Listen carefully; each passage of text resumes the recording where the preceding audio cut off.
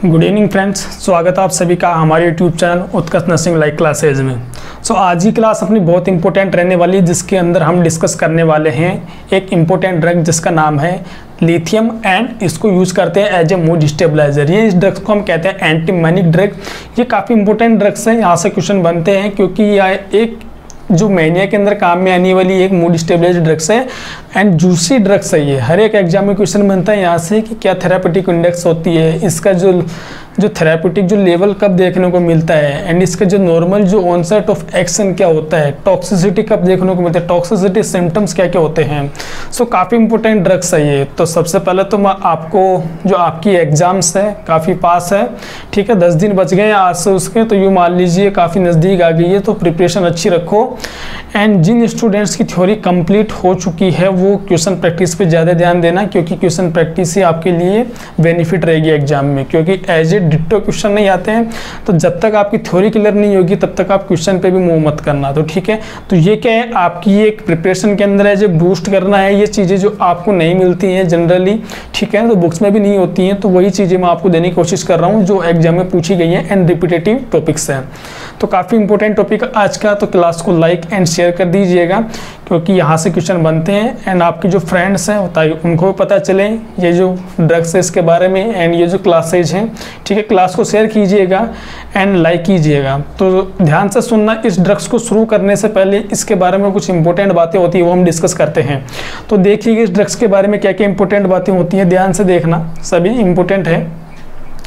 तो इसके अंदर हम क्या क्या पढ़ने वाले हैं पहले तो ये सुन लीजिए आप। तो थोड़ा सा पहले हम मैनिया के बारे में डिस्कस करेंगे। मैंने इसमें क्वेश्चन इंक्लूड किए हैं जो आपको उसके आंसर देने एंड लास्ट में हम उनके आंसर डिस्कस करेंगे, तो उनके आपको आंसर पहले देने हैं। एंड जो इसी के रिगार्डिंग कौन कौन सी कंडीशन देखने को मिलती हैं, बहुत रिलीवेंट कंडीशन होती है साइकेट्री के अंदर जिनको हम पढ़ते हैं, ठीक है, जैसे मैनिया हो गया, डिप्रेशन हो गया, साइकोसिस क्या होते हैं, पार्किंसंस क्या होता है, ठीक है। तो ये सब हम डिस्कस करने वाले हैं इसी क्लास के अंदर। थोड़ा इनका क्विक रिव्यूज कर लेंगे ताकि आपके कॉन्सेप्ट थोड़े अच्छे से क्लियर हो जाएंगे। तो लाइक शेयर कर दीजिएगा सबसे पहले क्लास को एंड शुरू करते हैं। एंड जो इसके बाद अपनी जो क्लासेज होंगी वो मैं बता देता हूँ। हम 3 ड्रग्स के बाद और पढ़ेंगे, डिजॉक्सिन पढ़ेंगे एंड आपका स्ट्रेप्टोकाइनेज जो कि अभी दिल्ली एम्स में क्वेश्चन आया था कंबाइंड एम्स में, एंड एक फिनोटोइन, ये भी काफ़ी इंपॉर्टेंट ड्रग्स होती है। तो digoxin, streptokinase and phenytoin. And then एक क्लास हम वो बनाएंगे जिसके अंदर आपकी जितनी भी ड्रग ऑफ चॉइस होती हैं, जितनी भी ड्रग्स ऑफ चॉइस हैं एंड क्या साइड इफेक्ट होते हैं उनके, एंड कौन कौन से कंडीशन में कॉन्ट्राइंडिकेटेड होती हैं, तो वो सब भी हम डिस्कस करेंगे। एक सिंपल क्लास अलग से लेंगे उसकी। तो इसके बारे में, इस क्लास के बारे में हम डिस्कस करते हैं। सबसे पहले आता है अपना मैनिया के बारे में। तो मैनिया क्या होता है कि मैनिया, तो मैनिया समझने से पहले मैं आपको एक टर्म समझाना चाहता हूँ, साइकोसिस क्या होता है। अगर पढ़ रखा होगा तो काफ़ी बेटर समझ गया इस क्लास के अंदर। साइकोसिस क्या होता है, डिस्टर्बेंस ऑफ थिंकिंग। थिंकिंग का मतलब आपके थॉट्स, मतलब cognition, disturbance of thinking, emotions, behaviour, and इसमें अगर परसेप्शन ऐड हो जाता है तो इसको हम कहते हैं साइकोसिस। और अगर इसमें से परसेप्शन हटा देते हैं, disturbance of thinking, emotion and behaviour, तो यही डेफिनेशन हो जाती है आपकी स्किज़ोफ्रेनिया की, ठीक है, स्किज़ोफ्रेनिया की, जो काफ़ी इंपॉर्टेंट है ये डेफिनेशन, ठीक है। तो जो आपका साइकोसिस होता है जनरली इसको जो ICD-10 के अकॉर्डिंग, जो ICD-10 है जो आपका 1992 के अंदर आया था, ठीक है, इसके अकॉर्डिंग साइकोसिस को हम 3 कैटेगरीज में डिवाइड करते हैं। तो साइकोसिस देखने को मिलता है organic साइकोसिस, functional साइकोसिस and affective साइकोसिस।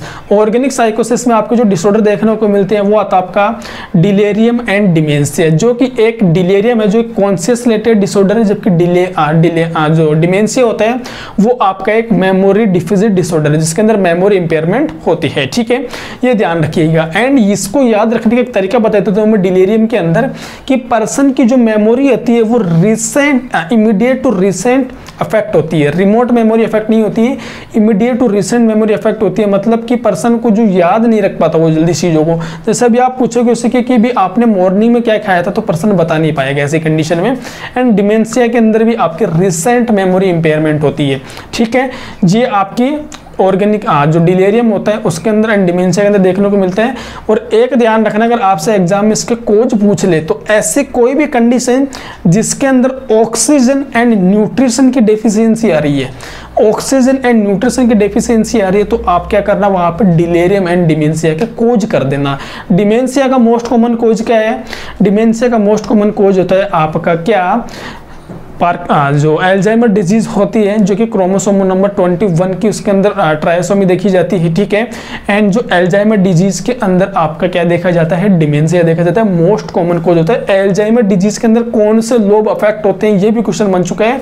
RHS MSc nursing entrance exam के अंदर पूछ चुका है कि अल्जाइमर डिजीज के अंदर कौन कौन से ब्रेन के लोब अफेक्ट होते हैं। याद रखने का तरीका है ATP से याद रखना, A से अल्जाइमर, T से टेम्पोरल लोब, P से पैराइटल लोब। तो ATP फॉर्मेशन नाम सुना होगा, ATP एनर्जी। तो ATP से याद रखना अल्जाइमर डिजीज में कौन से लोब अफेक्ट होते हैं, आपका temporal lobe and parietal lobe. तो ये कुछ और जो आपका क्या हो गया, यहाँ पे एक जो डिलीरियम डिमेंशिया ऑर्गेनिक साइकोसिस की कुछ जो बातें हैं वो हमने डिस्कस की है, ठीक है। अब जो नेक्स्ट आता है आपका क्या, ऑर्गेनिक साइकोसिस एंड फंक्शनल साइकोसिस। तो फंक्शनल साइकोसिस के अंदर आपका देखने को मिलता है स्किज़ोफ्रेनिया, जिसके अंदर डिल्यूजन हेलुसिनेशन देखने को मिलता है। डिल्यूजन इल्यूजन हेलुसिनेशन आपका देखने को मिलता है किसके अंदर, फंक्शनल साइकोसिस के अंदर। तो डेफिनेशन मैंने स्टार्टिंग में ही बता दी थी कि तो जितने भी आपके डिल्यूजन से रिगार्डिंग, तो आपके जो हेलुसिनेशन के टाइप्स क्या क्या होते हैं, ये जो स्किज़ोफ्रेनिया पढ़ लेना आप साइकेट्री के अंदर, ये मान लीजिए आपकी 50% साइकेट्री वन साइड में, स्किज़ोफ्रेनिया वन साइड में, इतना पोर्शन कवर करता है, ठीक है, स्किज़ोफ्रेनिया।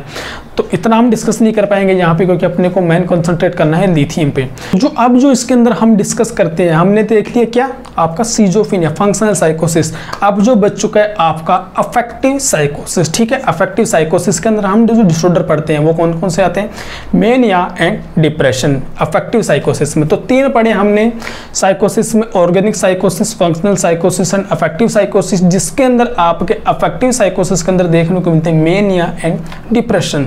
तो मेनिया ऐसी कोई भी कंडीशन जिसके अंदर पर्सन का मूड स्विंग, मतलब कि पर्सन के अंदर एक्साइटमेंट ज्यादा होती है, पर्सन के अंदर जो मान लीजिए जैसे सिंपैथेटिक फाइंडिंग जैसे आ रही हो, फ्लाइट एंड फाइट की कंडीशन देखने को मिल रही हो, बिल्कुल पैनिक हो जाता है, वही क्या कहलाता है, आपका मेनिया कहलाता है। मतलब कि पर्सन के अंदर increase psychomotor activity, poverties of ideas, ये आपके देखने को मिलते हैं किसके अंदर, मेनिया के अंदर, ठीक है। जबकि आपके डिप्रेशन के अंदर आपके देखने को मिलता है सैडनेस ऑफ मूड, जबकि मेनिया में एलिवेशन ऑफ मूड।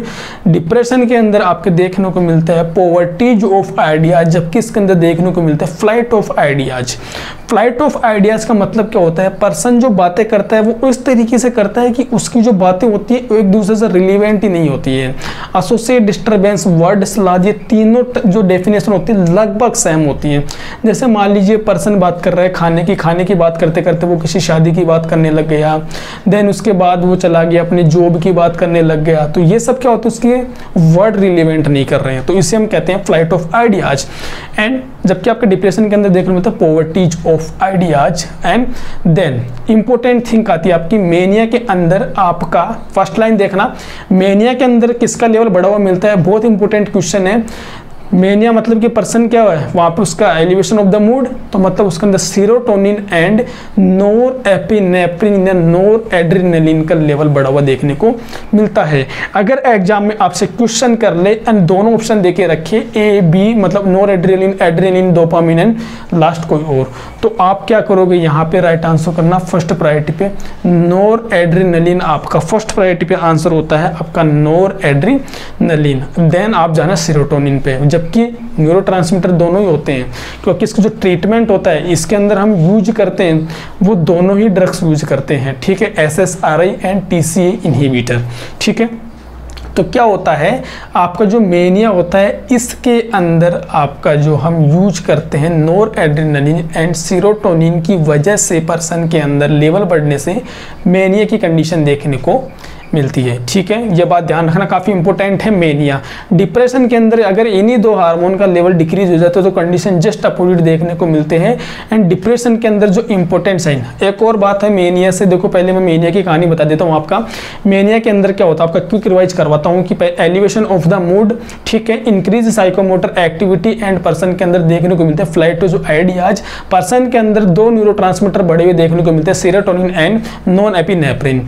और पर्सन के अंदर जो मेनिया की स्टेज होती है मेनली 4 स्टेज देखने को मिलते हैं। फर्स्ट आती है आपकी यूफोरिया, सेकंड आती है इलेशन स्टेज, थर्ड आती है आपकी एक्सेलेशन एंड फोर्थ आती है एक्सटेसी। ठीक है, फोर्थ आती है आपकी एक्सटेसी। ठीक है, इसको हम कहते हैं, इसकी 4 स्टेज देखने को मिलती है। इन स्टेज से एग्जाम में क्वेश्चन आता है, तो जो आपकी स्टेज समझते जाना, पहली आती है यूफोरिया, इसको हम कहते हैं hypomania, elation stage, acceleration stage and ecstasy. ठीक है, ये आपकी 4 स्टेज होती हैं जो आपकी, अब स्टेज वो नहीं बोलूंगा, स्टेज का सीक्वेंस ये रहेगा। अब मैं बोल रहा हूँ फर्स्ट स्टेज के अंदर पर्सन के अंदर mild elevation of mood, second stage के अंदर मॉडरेट एलिवेशन, थर्ड स्टेज के अंदर severe elevation and fourth stage के अंदर देखने को मिलता है very severe elevation of the mood. First stage के अंदर पर्सन होता है वेरी, मतलब कि यूफोरिया, मतलब कि पर्सन बहुत खुश रहता है इस कंडीशन के अंदर, एंड पर्सन एक इंटेलिजेंट पर्सन की जैसे लगता है। पर्सन मोर टॉलकेटिव होता है, यहाँ पे ज्यादा बातें करता है, एंड पर्सन ऐसे लगता है कि जैसे कि मतलब पूरी इंटेलिजेंस इसी के अंदर आ गई हो, यूँ समझ लीजिए, मतलब एक इंटेलिजेंट पर्सन के जैसे दिखता है। जबकि आपका जो सेकंड स्टेज होती है उसके अंदर आपकी साइकोमोटर एक्टिविटी बड़ी देखने को मिलती है, एंड उसके अंदर क्या होता है, आपके पर्सन की जो बायोलॉजिकल डिमांड होती है, जितनी भी जैसे सेक्सुअल डिजायर हो गई पर्सन की देखने को मिलती है। तो पर्सन की बायोलॉजिकल डिमांड कौन सी स्टेज में इंक्रीज होती है, क्वेश्चन आ सकता है। साइकोमोटर एक्टिविटी कौन सी स्टेज में बढ़ती है, आप राइट आंसर करना सेकंड स्टेज में। देन फोर्थ आता है रिवीजन है, ध्यान से सुनते जाना। एंड देन जो आपकी थर्ड स्टेज आती है, जो थर्ड स्टेज के अंदर आती है आपकी एक्सेल, तो जितने भी delusion of grandiosity, delusion of prosecution, delusion of grandiosity, person क्या लगता है कि किसी हायर अथॉरिटी के जैसे कंपेयर करता है कि इस दुनिया के अंदर सबसे अमीर आदमी मैं हूँ, मुझसे ज़्यादा अमीर आदमी पूरी दुनिया में कोई नहीं है। तो ये पर्सन के अंदर देखने को मिलता है। ठीक है गाइस, तो ये सारी चीज़ें पर्सन के अंदर देखने को मिलती है। ठीक है, और क्या देखने को मिलता है, ऐसे पर्सन के अंदर जो पर्सन होता है वो डिल्यूजन ऑफ प्रीसिक्यूशन, मतलब कि ऐसा लगता है कि कोई ना कोई उस पर आके अटैक करेगा, पर्सन को कोई मारना चाहता है उसको, तो ऐसे कंडीशन को कहते हैं delusion of persecution. Person safe feel नहीं करता है। ठीक है, देन जो आपका नेक्स्ट आता है, जो आपका फोर्थ आता है डिल्यूजन ऑफ आकाशीय, मतलब इसके अंदर person very severe elevation of mood. तो पर्सन आपको ऐसा लगता है कि यार वो कोई नया बंदा तो नहीं आ गया है, मतलब आप उसे जानते थे पहले, उसके अंदर इतना चेंजेज कि आप सोचते हो यार ये कोई नया बंदा, तो मतलब कि पर्सन की जो पर्सनैलिटी जैसे कि रीबोर्न, ये टर्म्स आता है एग्जाम के अंदर कि रीबोर्न जैसे लगता है पर्सन, तो उसे हम क्या कहते हैं, लास्ट वाली स्टेज होती है स्टेज फोर्थ। एंड इसके अंदर पर्सन की बायोलॉजिकल डिमांड डिक्रीज हो जाती है, जिसको हम कहते हैं लिबिडो, सेक्सुअल डिजायर डिक्रीज, जिसको हम कहते हैं लिबिडो देखने को मिलता है यहाँ पे। एंड पर्सन यहाँ पे मतलब कि इतनी उसके वॉइस में टोन बढ़ जाती है कि पर्सन बहुत लाउडली बोलता है, तो इसको हम कहते हैं स्टेज फोर्थ। याद रखना काफी इंपॉर्टेंट स्टेज है, ये चारों क्वेश्चन बनते हैं एग्जाम में, क्योंकि स्टूडेंट फंसते ही यहाँ पे हैं, ये स्टेज याद नहीं होती है, सबसे बड़ी बात तो ये है। ठीक है, तो याद करना इन स्टेज को जाके देखना। देन आता है डिप्रेशन, अब इनके बारे में इतना नहीं पढ़ेंगे हम, ओनली डिप्रेशन के न्यूरोट्रांसमीटर देखेंगे, तो नोरेड्रेनालिन, सेरोटोनिन का लेवल डिक्रीज हो जाता है। पेशेंट के अंदर स्वैग साइन देखने को मिलता है, वैरागत साइन देखने को मिलता है। ठीक है, ये पर्सन के अंदर इंपॉर्टेंट साइन है, स्वैग साइन एंड वैरागत साइन। ठीक है, एक और इंपॉर्टेंट साइन देखने को मिलता है यहाँ पे, जो आपका आता है ओमेगा साइन। ओमेगा साइन का मतलब होता है जैसे त्रिशूल जैसे बनती है ना, हाँ ऐसे टीका निकालते हैं यहाँ पे, तो उसे हम कहते हैं ओमेगा साइन। तो इंपॉर्टेंट है delusion of guilt, delusion of nihilism, ये सब आपके यहाँ पे डिल्यूजन ऑफ वर्थलेसनेस, ये सब आपको देखने को मिलता है डिप्रेशन के अंदर। ठीक है, इंपॉर्टेंट है। देन आता है आपका साइकोसिस, तो साइकोसिस की डेफिनेशन बता दी। साइकोसिस का मतलब कि पर्सन के अंदर डोपामिन का लेवल बढ़ जाता है, सेरोटोनिन का लेवल बढ़ जाता है, जिसके अंदर पर्सन की जो पूरे मतलब साइकोसिस मतलब कि सीजोफेनिया, एंड सीजोफेनिया मतलब कि सारे सिम्टम्स पर्सन के अंदर बढ़ जाएंगे, पॉजिटिव सिम्टम, नेगेटिव सिम्टम, जो कि आपके डिल्यूजन वगैरह, इल्यूसिनेशन, इल्यूजन वगैरह। तो देखो पॉजिटिव सिम्टम्स का मतलब क्या होता है कि पर्सन के नॉर्मल बिहेवियर के अंदर कुछ एक्स्ट्रा ऐड हो जाता है, तो उसे हम कहते हैं पॉजिटिव सिम्टम्स। और किसी पर्सन के बिहेवियर के अंदर कुछ चीजें चीज़ें कमी हो जाती है, जो नॉर्मल बिहेवियर था उसके अंदर भी कमी आ जाती है, उसको हम कहते हैं नेगेटिव सिम्टम। देन आता है आपका पार्किंसन डिजीज। पार्किंसन डिजीज के अंदर डोपामाइन का लेवल कम हो जाता है, जिसके अंदर आपके 3 ट्रायड देखने को मिलते हैं, रिजिडिटी, ब्रेडिकाइनेजिया एंड ट्रेमर्स। ये आपका 3 ट्रायड देखने को मिलते हैं पार्किंसन डिजीज के अंदर। एंड जो बाइपोलर डिसऑर्डर होता है जिसके अंदर आपके मॉडरेट मेनिया, अब देखो डिसऑर्डर बाइपोलर का मतलब क्या होता है, जिसके अंदर दोनों चीजें साथ देखने को मिलती है उसको हम कहते हैं बाइपोलर डिसऑर्डर। सिंगल देखने को मिल रहे थे तो मेनिया डिप्रेशन कह रहे थे, अगर दोनों एक साथ देखने को मिल रहे हैं तो अगर moderate mania and moderate depression देखने को मिलता है तो हम कहते हैं बाइपोलर डिसऑर्डर, ओनली बाइपोलर। और अगर severe mania and severe depression देखने को मिलते हैं तो उसे हम कहते हैं बाइपोलर फर्स्ट। और अगर सीवियर डिप्रेशन एंड हाइपोमेनिया देखने को मिलते हैं उसे हम कहते हैं बाइपोलर सेकंड। तो ये आप इंपॉर्टेंट बात ध्यान रखना, ये काफ़ी इंपॉर्टेंट है ये चीज़ें, ठीक है ना। ये न्यूरोट्रांसमीटर से क्वेश्चन बनता है एग्जाम के अंदर। तो अब देखो आपका जो क्वेश्चन फर्स्ट क्वेश्चन आता है, तो देखो क्वेश्चन डिस्कस कर लेते हैं, देन इनके आंसर आप अपने आप निकाल लोगे लास्ट में। तो lithium carbonate is use in the treatment of, first आता है petit mal seizure, neurosis, bipolar disorder and trigeminal neuralgia. तो लिथियम कार्बोनेट को हम कहाँ यूज करते हैं तो आप समझ गए होंगे, अगर आपने अभी जो स्टार्टिंग वाली चीजें देखी होंगी तो तभी ये समझ गए होंगे। देन सेकंड क्वेश्चन आता है आपका, आंसर दे सकते हैं जिन स्टूडेंट को आता है चैट बॉक्स में। सबसे बड़ी कमी है लाइक नहीं करते हो, आंसर नहीं देते हो, चैट बॉक्स में रिप्लाई नहीं होते हैं। लेकिन अच्छी बात ये भी है कि जब आपकी क्लास चलती है तो आप सभी का कंसंट्रेशन ओनली क्लास पे होता है, आप चैट बॉक्स की बातों में ध्यान नहीं देते हो, तो ये आपकी सबसे अच्छी बात है, ठीक है। तो आपका ये जो अब सेकंड क्वेश्चन आता है इसके अंदर, drug of choice for manic depressive साइकोसिस। जो मैनिक डिप्रेसिव साइकोसिस मतलब कि आप समझ गए होंगे यहाँ पे बाइपोलर डिसऑर्डर आ चुका है, मेनिया एंड डिप्रेशन दोनों आ चुके हैं, तो इसके अंदर ड्रग ऑफ चॉइस क्या होगी ये भी आप समझ गए होंगे, ठीक है। आंसर दे सकते हो, ऑप्शन है इमिप्रामाइन, इमिप्रामाइन आ गया, क्लोरडाइजोक्सप्रोइड, ठीक है, मोकोलोबेमाइड एंड लिथियम, ये आपके 4 ऑप्शन है, ठीक है।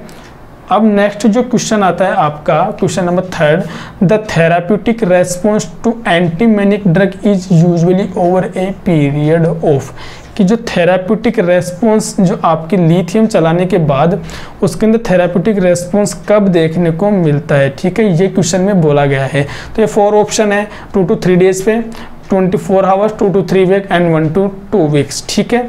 तो ये आपको यहाँ पे बताना है कि जो थेराप्यूटिक रेस्पॉन्स कब देखने को मिलता है लिथियम का, जब आप किसी पर्सन के अंदर लिथियम चलती है, या एंटीमेनिक ड्रग जिसको हम कहते हैं, ठीक है। ऐसे ये सब क्वेश्चन हम डिस्कस करेंगे, ये हमारी पूरी थ्योरी के अंदर ऐड है एंड ऐसे क्वेश्चन आ चुके हैं एग्जाम के अंदर। ये वाला क्वेश्चन है, ये वाला क्वेश्चन आपके RHS MSc nursing entrance exam में पूछ चुका है, ठीक है। Drug of choice for lithium induced diabetes insipidus, question पर कॉन्सेंट्रेट करना, ऐसे क्वेश्चन है आपके नीचे भी, drug of choice for lithium induced diabetes insipidus, मतलब कि कहीं ना कहीं बात समझ में आ रही है कि लिथियम की वजह से डायबिटीज इंसिपिडस देखने को मिलते हैं, तो उसको कम करने के लिए कौन सी ड्रग यूज करते हैं, अमाइलोराइड, एमियाड्रोन, डेस्मोप्रेसिन एंड थायजाइड। तो क्या ये चारों ड्रग्स में से कौन सी यूज करते हैं, ये आपका क्वेश्चन है, इंपॉर्टेंट है ये क्वेश्चन, हम डिस्कस करेंगे। And question number 4 is drug of choice for neurogenic diabetes insipidus. Neurogenic मतलब कि पर्सन के जो पिट्यूटरी ग्लैंड है उसकी वजह से पर्सन के अंदर कोई अल्ट्रेशन होने की वजह से डायबिटीज इंसिपिडस मतलब कि इंक्रीज यूरिन आउटपुट बढ़ा हुआ है, तो वो कौन सी ड्रग से हम ट्रीट कर सकते हैं, ठीक है, न्यूरोजेनिक। तो एमाइलोड्रोन, वही 4 ऑप्शन है, amiodarone, desmopressin and thiazide. And question आपको इन्हीं में से मतलब कि एक ऑप्शन एलिमिनेट होगा, बाकी सारे आपके आंसर होंगे, ठीक है। फिर वही उसी तरीके से क्वेश्चन आ चुका है, drug of choice for nephrogenic diabetes insipidus, मतलब कि क्या पूछा है कि नेफ्रोजेनिक कहीं ना कहीं आपके जो किडनी जो रेनल ट्यूबुल्स है वहाँ पे आपकी जो कलेक्टिंग डक्ट हैं उनके अंदर आपका जो ADH हार्मोन है वो एक्ट नहीं कर रहा है, तो ऐसी कंडीशन में आप कौन सी ड्रग यूज करेंगे, नेफ्रोजेनिक डायबिटीज इंसिपिडस, ठीक है। तो आपका यहाँ पे क्या आंसर होता है, फर्स्ट आता है amiloride, amiodarone, desmopressin and thiazide. Important question है गाइस, ये क्वेश्चन बनते हैं एग्जाम के अंदर, इसलिए मैंने इनको ऐड किया है एंड पूछ चुके हैं सारे क्वेश्चन। अब देखो जो which of the drug effect related to lithium, इनमें से विच ऑफ द ड्रग, मतलब कि लिथियम की वजह से क्या क्या एडवर्स इफेक्ट देखने को मिल सकते हैं। नेफ्रोजेनिक डायबिटीज इंसिपिडेट क्या देखने को मिल सकता है, तो क्यों देखने को मिल सकता है। थायराइड ग्लैंड का एनलार्जमेंट होता है, तो वो क्यों होता है। कार्डियोवास्कुलर एनामोलीज इन न्यूबॉर्न, मतलब कि कोई मदर अगर लिथियम ले रही है तो उसके बेबीज के अंदर क्या कोई कार्डियोवास्कुलर डिजीज देखने को मिल सकती है। तो ये सब हम अब डिस्कस करने वाले हैं। तो क्लास को लाइक एंड शेयर कर देना, सारी चीजें समझा दूंगा लिथियम से। एंड क्वेश्चन आ गया तो ये मेरी गारंटी है गलत नहीं होगा। जिन स्टूडेंट ने क्लास देख ली क्वेश्चन आएगा तो गलत नहीं होगा, ठीक है।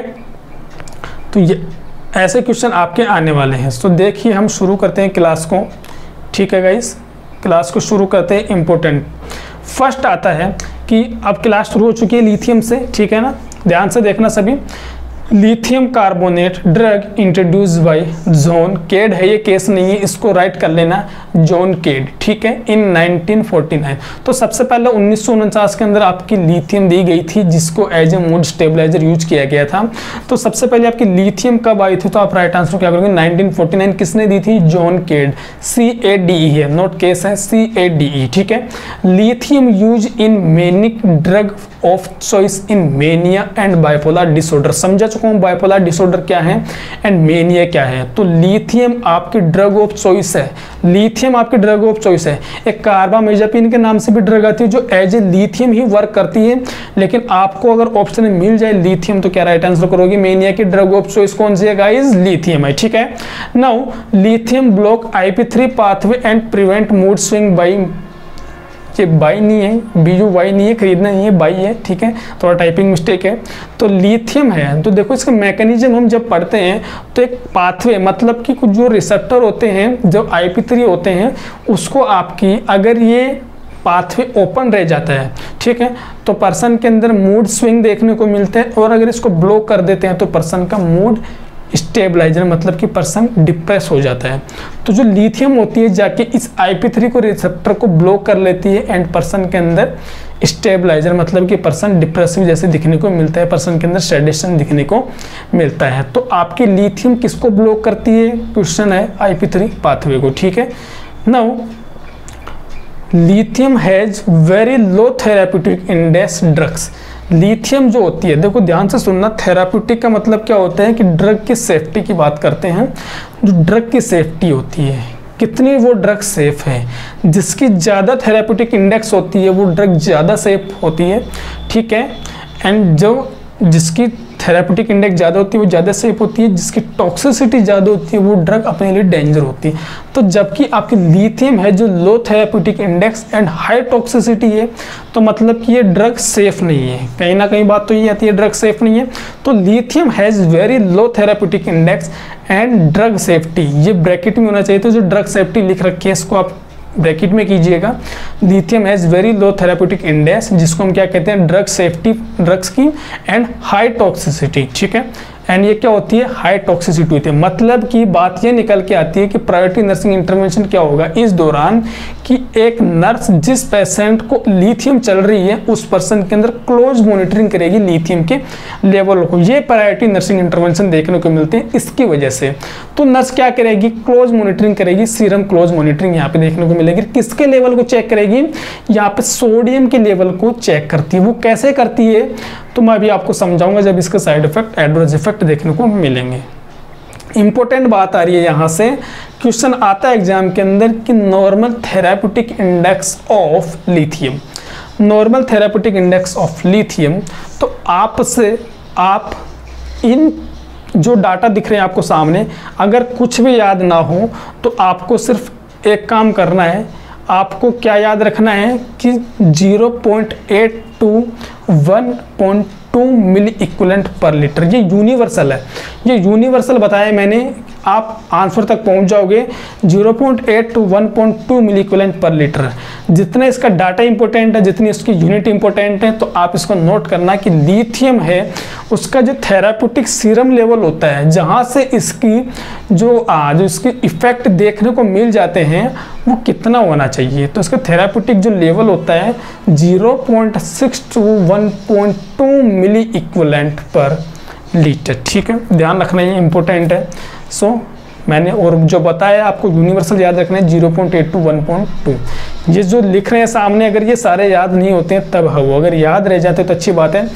तो आप ये देख चुके हैं। तो normal profile active level of serum, profile active है ये, सॉरी ये प्रोफाइल एक्टिव नहीं है, normal profile active prophylactic level of serum lithium. Prophylactic का मतलब क्या होता है एंड आपका जो थेराप्यूटिक का मतलब क्या होता है, दो टर्म समझिएगा। थेराप्यूटिक का मतलब कि आप उसको ट्रीटमेंट के पर्पज से दे रहे हो, और प्रोफाइलैक्टिक का मतलब कि पर्सन के अंदर आप उसको हेल्थ बेनिफिशियल, मतलब कि इस पर्सन को लिथियम की कमी ना हो तो उस पर्सन को आप देते हो प्रोफाइलैक्टिक पर्पज के लिए। उसमें जिसमें ऑलरेडी लिथियम की कमी है उसको आप दे रहे हो तो वो थेराप्यूटिक पर्पज है। एग्जाम्पल के लिए प्रेगनेंसी के अंदर जो आप फोलिक एसिड देते हैं, आयरन की टैबलेट्स होती हैं, वो मदर को क्यों देते हैं? वो प्रोफाइलैक्टिक पर्पज के लिए ही देते हैं ताकि मदर के अंदर आयरन की कमी ना है। तो वो क्या होती है आपकी प्रोफाइलैक्टिक डोज होती है। जबकि थेराप्यूटिक डोज अगर उसकी लेवल की कमी हो जाती है तो उसे हम कहते हैं थेराप्यूटिक लेवल। ये आप ध्यान रखिएगा, ठीक है। तो normal prophylactic level of serum lithium level, तो प्रोफाइलैक्टिक लेवल के लिए कितना होना चाहिए? 0.6 to 1.0 milli equivalent per litre. ये आपकी बॉडी के अंदर सीरम लिथियम लेवल देखने को मिलता है, ठीक है। एंड देन जब इससे कम हो जाता है तो ये क्या होता है आपकी बॉडी के अंदर फिर आपको उसको क्या देनी है? लिथियम देनी है। एंड ज़्यादा हो जाता है तो क्या हो जाती है वहाँ पर टॉक्सिसिटी हो जाती है, तो ठीक है, उसके फिर आपको एंटीडोट देने पड़ेंगे। तो देखिए ध्यान से सुनना इन सब चीज़ों के बारे में, क्या करना चाहिए आपको, क्या नहीं करना चाहिए, ठीक है। अब आता आपका next, serum lithium level maintain इन बाइपोलर डिसऑर्डर, ठीक है। अलग अलग मैंने डिसऑर्डर के अकॉर्डिंग भी यहाँ पे डाला है। तो जो बाइपोलर डिसऑर्डर के अंदर आपको कितना लेवल मेंटेन करके रखना है पर्सन के अंदर, 0.5 to 0.8 milli equivalent per litre, इतना तो आपको नॉर्मल लेवल रखना ही है वहाँ पे, ठीक है। इससे ना तो कम होना चाहिए ना ज़्यादा होना चाहिए। तो जो आपका serum lithium level bipolar disorder में कितना होना चाहिए? 0.5 to 0.8 milli equivalent per litre. And जबकि आपका serum lithium level maintain in acute mania है 0.5 to 1.1 milli equivalent per litre. कुछ भी याद ना हो, मैं कह रहा हूँ 0.8 to 1.2 milli equivalent per litre याद रख लेना, सब कुछ भूल जाना एग्जाम के अंदर। मैंने जो डाटा बताया वो याद रखना, ठीक है। ये एक्स्ट्रा है, जिनकी मेमोरी शार्प है वो याद रख सकते हैं, ठीक है। तो serum lithium level maintain in acute mean है 0.5 to 1.1 milli equivalent per litre.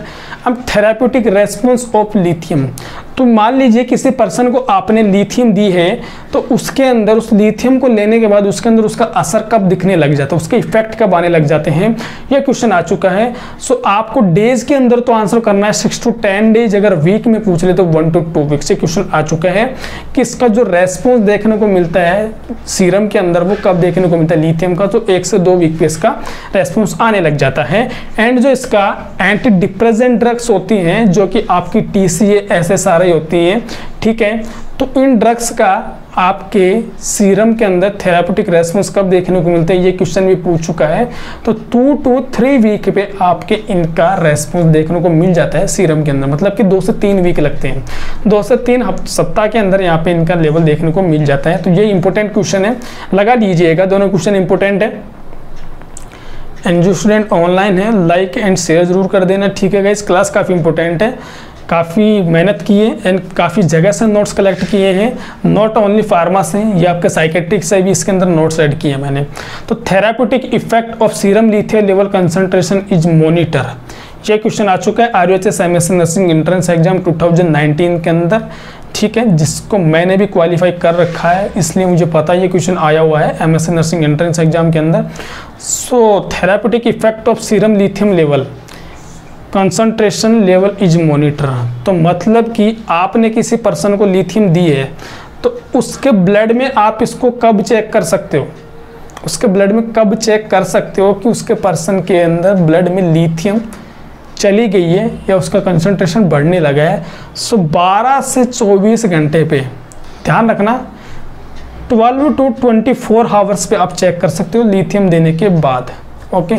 ये आप ध्यान रखना, अगर आपने किसी पर्सन को 6 बजे दी है तो आप उसको इवनिंग 6, ठीक है, या फिर आफ्टर 24 आवर्स, मतलब उसी टाइम नेक्स्ट डे आप चेक कर सकते हो। तो ये क्या आपका लिथियम है। ये क्वेश्चन आ चुका है, तो आप इसको इंपॉर्टेंट लगाना कि नॉर्मली कब देखने को मिलता है। अब जो इंपॉर्टेंट क्वेश्चन आते हैं आपके लिथियम से,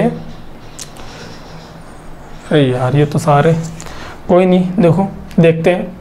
एडवर्स इफेक्ट ऑफ लिथियम, ठीक है, एडवर्स इफेक्ट ऑफ लिथियम। तो जो लिथियम के जो एडवर्स इफेक्ट क्या क्या देखने को मिलते हैं, ध्यान से सुनना। याद करने की ट्रिक है, लिथियम को ही लिख लो आप सबसे पहले, तो लिथियम वर्ड्स को अलग अलग लिख लो। तो देखना जो आपसे अगर अर्ली पूछ ले, अर्ली एडवर्स इफेक्ट या साइड इफेक्ट क्या देखने को मिलते हैं, कोई भी ड्रग्स हो आंखें बंद करके लगा देना, नोजिया एंड वोमिटिंग, हर किसी ड्रग्स का अर्ली साइड इफेक्ट होता है, ठीक है। अब पूछ ले आपसे कि अर्ली साइड इफेक्ट, तो आपने कह दिया कि लिथियम के और क्या क्या साइड इफेक्ट होते हैं, क्योंकि इसी की वजह से तो आपके फाइंडिंग क्वेश्चन के अंदर आप क्वेश्चन सही कर पाओगे। तो लिथियम को एक साइड लिख लेना। देखो लिथियम मैंने यहाँ पे सामने लिख रखी है, तो वॉमिटिंग के नीचे देखो आप LI से याद रखना ल्यूकोसाइटोसिस, मतलब इंक्रीज WBC लेवल। T से याद रखना ट्रेमर्स। एंड ये क्वेश्चन आ चुका है कि most common side effect of lithium, तो क्या करोगे, ट्रेमर होता है। देन फिर आता है आपका हाइपोथायरॉयडिज्म, ऐसे पर्सन जिनके अंदर T3 T4 का लेवल कम हो जाता है, वहाँ पे लिथियम की टॉक्सिसिटी और भी ज़्यादा देखने को मिलती है। मतलब कि ये क्या करवाती है, आपके हाइपोथायरॉयडिज्म करवाती है लिथियम। एंड फिर आपका आता है फोर्थ पे LU से, है ना, IU से, मतलब कि इंक्रीज यूरिन आउटपुट। तो याद रखना इंक्रीज यूरिन आउटपुट IU से, ठीक है, जिसको हम कहते हैं पोलीयूरिया। एंड पोलीयूरिया क्या कहलाता है, आपका डायबिटीज इंसिपिडस। डायबिटीज इंसिपिडस में क्या देखने को मिलता है, पोलीयूरिया। एंड M से याद रखना कि ये जो ड्रग्स होती है मदर के अंदर कॉन्ट्रा इंडिकेटेड होती है, क्योंकि ये बच्चे के अंदर जाके फिटल गोटर करवा देती है। एंड कार्डियक एनामोलीज देखने को मिलते हैं, जिसको हम कहते हैं एफ्टिन एनामोलिज्म, ठीक है गाइस। ये इंपॉर्टेंट है, ये वाली जो मैंने भी बताई है ये बहुत इंपॉर्टेंट है। एडवर्स इफेक्ट याद रखने का सिंपल सा तरीका है, आपको लिथियम को लिखना है। एंड LI से याद रखना ल्यूकोसाइटोसिस, LIU फिर आपका याद रखना, T से याद रखना tremor, most common side effect. S से याद रखना हाइपोथायरॉयडिज्म भी करवाती है। एंड इंक्रीज यूरिन आउटपुट, मतलब कि जो आपका पोलीयूरिया मतलब डायबिटीज इंसिपिडस। एंड M से याद रखना मदर के अंदर कॉन्ट्राइंडिकेटेड है, ठीक है। तो अब यहाँ पे बात ये निकल के आती है कि सर ये जो लिथियम होती है कौन कौन से ऑर्गन को अफेक्ट करती है। तो जो आपका थायराइड ग्लैंड को अफेक्ट किया इसने देख सकते हो हाइपोथायरॉयडिज्म। और दूसरा आता है डायबिटीज इंसिपिडस। कौन सा डायबिटीज इंसिपिडस करवाती है, लिथियम। आपके यहाँ पे ये क्वेश्चन बनता है। तो जो लिथियम होती है यहाँ पे आके आपके अंदर पर्सन के अंदर जो करवाती है lithium induced diabetes insipidus, lithium induced diabetes insipidus. तो यहाँ पे आपकी जो ड्रग ऑफ चॉइस होती है वो कौन सी होती है, एमाइड्रोन, ठीक है। जो आपकी एमाइड्रोन थी, ठीक है, सॉरी एम्लियोराइड, जो एमाइलोराइड होती है फर्स्ट वाली, एमाइलोराइड नॉट एमाइड्रोन। एमाइड्रोन तो एक आपकी एंटी जो अरेथमिक ड्रग है, ब्रॉड स्पेक्ट्रम एंटी अरेथमिक ड्रग होती है जो एमियाड्रोन होती है, जबकि अमाइलोराइड होती है आपकी ड्रग ऑफ चॉइस। सभी क्वेश्चन फिर से डिस्कस करेंगे ना लास्ट में, ठीक है। तो ये साइड इफेक्ट याद कर लेना, जैसे मैंने लिख रखे हैं वैसे कि एज इट इज आपको याद होनी चाहिए, वही सेम तरीका रहेगा। ल्यूकोसाइटोसिस होगा, ट्रेमर रहेगा, हाइपोथायरॉयडिज्म रहेगा, इंक्रीज इन आउटपुट रहेगा, मदर के अंदर कॉन्ट्रा इंडिकेटेड होती है, ठीक है। अब एक इंपॉर्टेंट नोट लगा के बात लिखिए कि लिथियम की वजह से the most common cause of death in lithium toxicity, generalise tonic clonic seizure. Generalise मतलब पूरी बॉडी के अंदर, टॉनिक का मतलब होता है इंक्रीज टॉनिसिटी, क्लोनिक का मतलब होता है जर्की मूवमेंट, एंड सीजर्स मतलब कि सीजर्स। तो पर्सन के अंदर जिसके अंदर जनरलाइज टॉनिक क्लोनिक सीजर्स होता है लिथियम की वजह से, उसके अंदर क्या देखने को मिलेगा, डेथ हो सकती है। ये इसका डेथ का कारण होता है लिथियम की वजह से। अब जो आपका क्वेश्चन आता है कि टॉक्सिसिटी स्टार्ट, कि लिथियम की टॉक्सिसिटी, तो देखिएगा जो नॉर्मल लेवल कितना था इसका, तो जो इसका नॉर्मल लेवल था 0.8 to 1.2 milli equivalent per litre, ठीक है, यूनिवर्सल याद रखो। अगर इसका लेवल 1.5 मिली इक्विवेलेंट पर लीटर हो जाता है तो टॉक्सिसिटी स्टार्ट हो जाती है। टॉक्सिसिटी स्टार्ट हो जाती है, नॉट टॉक्सिसिटी सिम्टम्स आते हैं। और अगर इसी ड्रग्स का लेवल मोर than 2 milli equivalent per litre हो जाता है तो टॉक्सिसिटी सिम्टम्स आने लग जाते हैं। ये इंपॉर्टेंट है। यहाँ पे normal level 0.8 to 1.2 milli equivalent per litre, toxicity start 1.5 milli equivalent per litre. Toxicity symptoms appear कब देखने को मिलते हैं, तो आप राइट आंसर करना more than 2 milli equivalent per litre toxicity symptoms start हो जाते हैं। तो सर वो क्या क्या टॉक्सिसिटी सिम्टम्स होते हैं जिसकी वजह से हम फाइंड आउट कर सकते हैं कि इस पर्सन के अंदर लिथियम की टॉक्सिसिटी हो गई है। तो सेम जैसे आपके एडवर्स इफेक्ट हैं, कुछ उसी तरीके से टॉक्सिसिटी इफेक्ट होते हैं, जिसके अंदर पहला आता है नोजिया वोमिटिंग। ये क्वेश्चन आ चुका है दिल्ली एम्स के अंदर कि जो अर्ली एडवर्स इफेक्ट या अर्ली टॉक्सिक इफेक्ट क्या होते हैं लिथियम के, तो राइट आंसर करना नोजिया एंड वोमिटिंग। जो अर्ली होता है नोजिया वोमिटिंग एंड डायरिया, ठीक है। एंड देन फिर आते हैं आपके क्या ट्रेमर्स आते हैं, ट्रेमर्स उसमें भी था। अटैक्सिया, अटैक्सिया मतलब कि इनवॉलेंट्री मूवमेंट देखने को मिलते हैं, जो वॉलेंट्री मूवमेंट होते हैं वो अफेक्ट हो जाते हैं। इम्पेयरमेंट इन वॉलेंट्री मूवमेंट, ठीक है, जो पर्सन के जो गेट्स होते हैं वो गेट डिस्टर्बेंस देखने को मिलते हैं, इसको हम कहते हैं अटैक्सिया। जबकि स्लर्ड स्पीच, पर्सन जो है जो उसको वर्ड्स होते हैं वो सही से प्रोड्यूस नहीं कर पाते, जिसको हम कहते हैं स्लर्ड स्पीच। एरिथमिया देखने को मिलता है, एरिथमिया, ठीक है, यहाँ पे इसकी वजह से एरिथमिया देखने को मिलता है। तो ध्यान से सुनना, होता क्या है टॉक्सिसिटी ट्रीटमेंट को जब अब मैं समझाऊंगा तो आपको पूरी लिथियम समझ में आ जाएगी कि लिथियम के अंदर आपको क्या चेक करना है, क्या चेक नहीं करना है, ठीक है। तो देखिएगा ध्यान से, टॉक्सिसिटी ट्रीटमेंट क्या कर रहे हैं सर, हम उसको ऑस्मोटिक डाययूरेटिक प्रोवाइड करवा रहे हैं। ऑस्मोटिक डाययूरेटिक, तो ध्यान से सुनना, डाययूरेटिक के बारे के अंदर बात है। तो जो आपकी डाययूरेटिक होती है मतलब कि पर्सन के अंदर इंक्रीज यूरिन आउटपुट करवा देंगी। डाययूरेटिक की बात कर रहा हूँ, अभी इसके ऊपर बात नहीं कर रहा हूँ। जिस पर्सन के अंदर इंक्रीज यूरिन आउटपुट होता है वहाँ उसको हम कहते हैं डाययूरेटिक्स, ठीक है। तो डाययूरेटिक कौन कौन सी होती है आपकी, डाययूरेटिक होती है मेजरली 4 साइट पे काम करती है। फर्स्ट आती है आपकी वीक डाययूरेटिक, साइट बोलिए मैंने लेकिन टाइप्स होते हैं 3, weak diuretic, high efficacy diuretic, mid efficacy diuretic. Weak diuretic, high efficacy, mid efficacy. जो वीक डाययूरेटिक होती हैं वो आपके पीसीटी एंड कलेक्टिंग डक्ट पे एक्ट करती हैं। जो हाई एफिकेसी डाययूरेटिक होती हैं वो आपकी एक्ट करती हैं लूप ऑफ हैनली पे, ठीक है, जो रेनल ट्यूब्यूल्स का टाइप होते हैं। एंड जो मिड एफिकेसी होती हैं वो आपकी एक्ट करते हैं किस पे, डीसीटी पे, है डिस्टल कन्वर्टेड ट्यूब्यूल्स। तो ध्यान से सुनना, जो आपकी जो सबसे पहले बात करते हैं लूप डाययूरेटिक के अंदर कौन कौन से आती हैं, फ्यूरेसामाइड, टोरेसामाइड एंड ब्यूमेटामाइड। मोस्ट पोटेंट डाययूरेटिक पूछ ले आपसे फ्यूरेसिक, जो लेसिक्स होती हैं। लूप हैनली के अंदर जो आपकी जो मोस्ट पोटेंट लूप डाययूरेटिक पूछ ले तो आप क्या करना, ब्यूमेटामाइड, 20 से ब्यूमेटामाइड, ठीक है, याद रखना मोस्ट पोटेंट होती है। क्वेश्चन बनेगा आपके एग्जाम के अंदर, बन सकता है, मे बी पॉसिबिलिटीज है। तो अब हम बात कर रहे हैं ऑस्मोटिक डाययूरेटिक। तो सर ऑस्मोटिक डाययूरेटिक्स कहाँ पे एक्ट करती हैं, तो जो ऑस्मोटिक डाययूरेटिक्स होती हैं वो एक्ट करती हैं आपके जाके पीसीटी पे, पीसीटी पे काम करती हैं। तो क्या होता है कि पीसीटी मतलब कि वहाँ पे आपके पीसीटी पे सोडियम एंड हाइड्रोजन, सोडियम तो क्या होता है रीअब्जॉर्ब होता है, जबकि हाइड्रोजन उसके एक्सचेंज में वहाँ से निकल जाता है और वहाँ से बाइकार्बोनेट का भी रीअब्जॉर्प्शन होता है।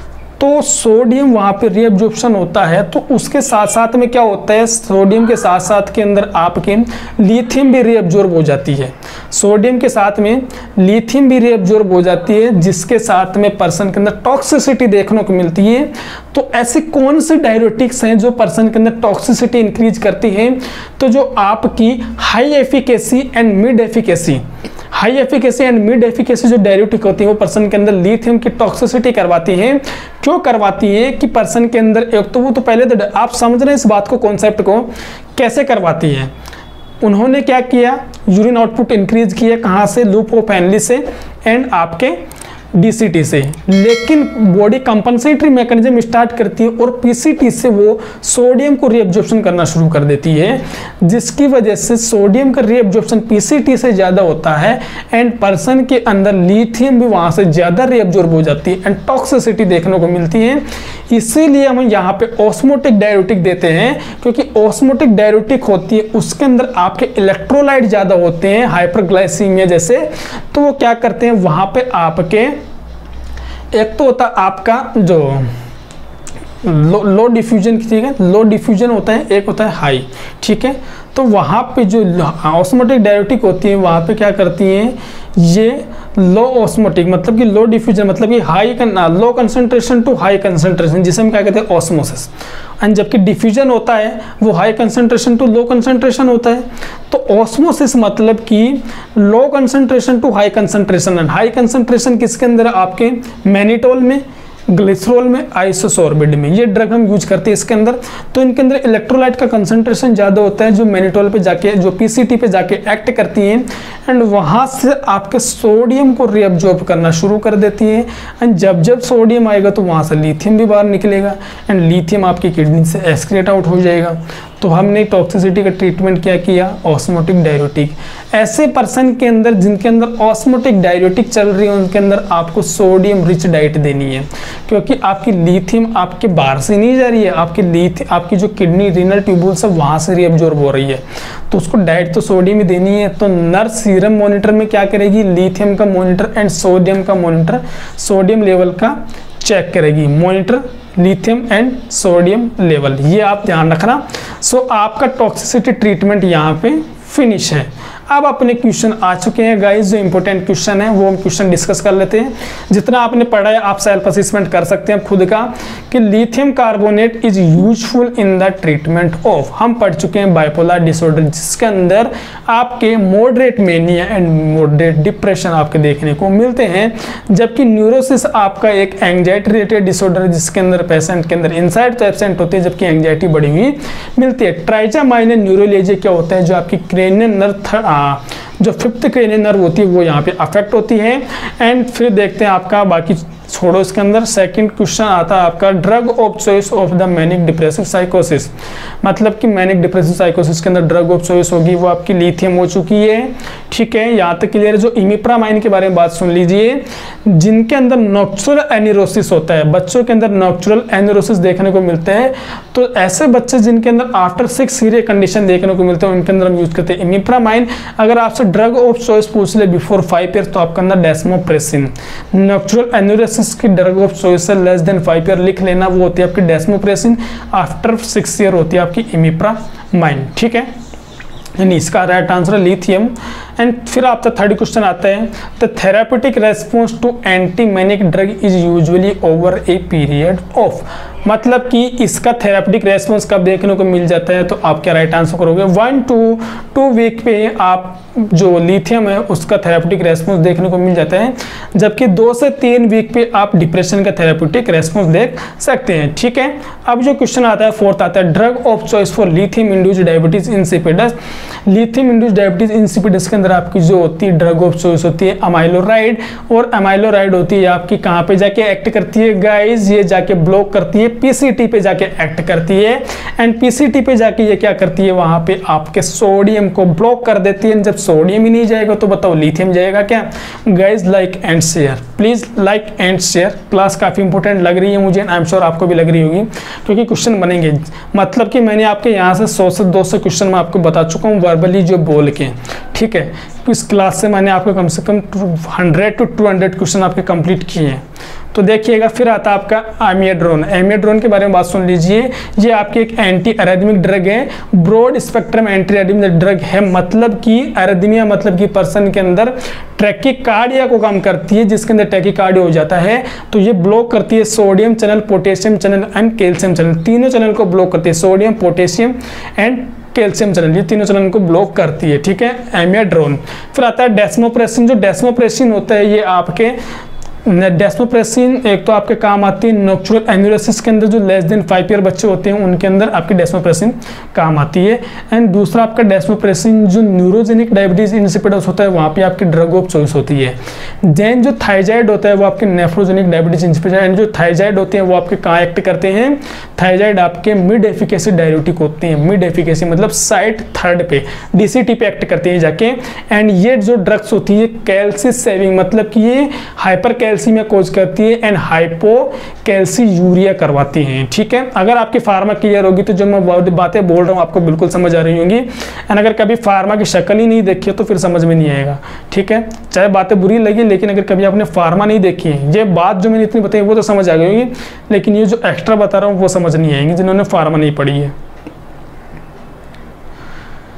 Drug of choice for neurogenic diabetes insipidus, drug of choice for neurogenic diabetes insipidus. बात आ चुकी है, न्यूरोजेनिक मतलब कि कहीं ना कहीं ब्रेन की दिक्कत है, और ब्रेन मतलब कि pituitary gland, pituitary, anterior pituitary, posterior pituitary, anterior pituitary से आपके कौन कौन से हार्मोन आते हैं, ग्रोथ हार्मोन आ गया आपका, ठीक है, थायराइड स्टिमुलेटिंग हार्मोन आ गया आपका, LH आ गया आपका, ठीक है, एंड आपका जो FSH आ गया, ये आपके क्या होते हैं, एंटीरियर पिट्यूटरी। जबकि पोस्टीरियर पिट्यूटरी से ओनली 2 हार्मोन आते हैं, पोस्टीरियर पिट्यूटरी से आपके 2 हार्मोन आते हैं, oxytocin and ADH, antidiuretic hormone. ADH होता है मेनली वाटर के रीअब्जॉर्प्शन को करता है, जो जाके आपके कनेक्ट करता है DCT एंड कलेक्टिंग डक्ट पे, ये ओनली वाटर के रीअब्जॉर्प्शन को इंक्रीज करता है, ठीक है। तो ऐसे पर्सन जिनके अंदर ADH की डेफिशिएंसी हो जाएगी, वाटर का रीअब्जॉर्प्शन नहीं होगा, तो पर्सन के अंदर यूरिन आउटपुट बढ़ जाएगा, यूरिन आउटपुट बढ़ जाएगा तो पर्सन के अंदर कंडीशन डायबिटीज इंसिपिडस। तो उस पर्सन के अंदर हम क्या देंगे, डेस्मोप्रेसिन, जो कि क्या एक ADH के जैसे एक्ट करते हैं, जो जाके आपकी किसका लेवल बढ़ा देते हैं, बॉडी के अंदर ADH का लेवल बढ़ा देते हैं, और जाके एक्ट कहाँ पर करेगा, किडनी में, क्योंकि प्रॉब्लम किडनी में नहीं है, पिट्यूटरी ग्लैंड की दिक्कत है, वहां पे तो जाके एक्ट करेगा ये, ठीक है। तो राइट आंसर क्या करोगे, डेस्मोप्रेसिन। जबकि फिर आता है आपका drug of choice for nephrogenic diabetes insipidus, उसके अंदर करना आप थायजाइड। थायजाइड ये कैसे करते हैं, तो ध्यान से सुन लेना, वही पूरी मैकेनिज्म है कि ये आपके मतलब कि क्या है, आपके मिड एफिकेसी डायरेटिक, मतलब कि इंक्रीज यूरिन आउटपुट पढ़ाया पहले दोनों ने कि सर आप तो बोल रहे हो, एक तो उनको डायरेटिक बता रही है, दूसरा आप कह रहे हो उनको डायबिटीज इंसिपिडस में काम में लेते हैं, डाउट्स आ रहा होगा माइंड में। तो क्या करते हैं, ध्यान से सुनना, ये आपके पर्सन के अंदर जो साइड थर्ड होती है वहां पे जाके एक्ट करते हैं, लेकिन जब कंपनसेटरी मैकेनिज्म स्टार्ट होती है आपके रीनल ट्यूब्स के अंदर, तो जो आपका PCOT होता है वहां से वाटर का रीअब्जॉर्प्शन वहीं से आपका शुरू हो जाता है, वाटर रीअब्जॉर्प्शन वहीं से शुरू हो जाता है, जिसकी वजह से इसको बोला गया है नेफ्रोजेनिक डायबिटीज इंसिपिडस के अंदर आपकी थायराइड ड्रग्स यूज होती है, ठीक है। Now question number 7, which of the adverse effect related to lithium. तो देख लीजिए, सारी बातें पढ़ी थी हमने एडवर्स इफेक्ट में। एडवर्स इफेक्ट आप लिखना LITHIU, फिर आता आपका M। तो नेफ्रोजेनिक डायबिटीज इंसिपिडस करवाती है, गोइटर करवा रही थी, थायराइड ग्लैंड वहाँ पे करवा रही थी, हाइपोथायरॉयडिज्म की वजह से कंपनसेटरी मैकेनिज्म स्टार्ट, गोइटर।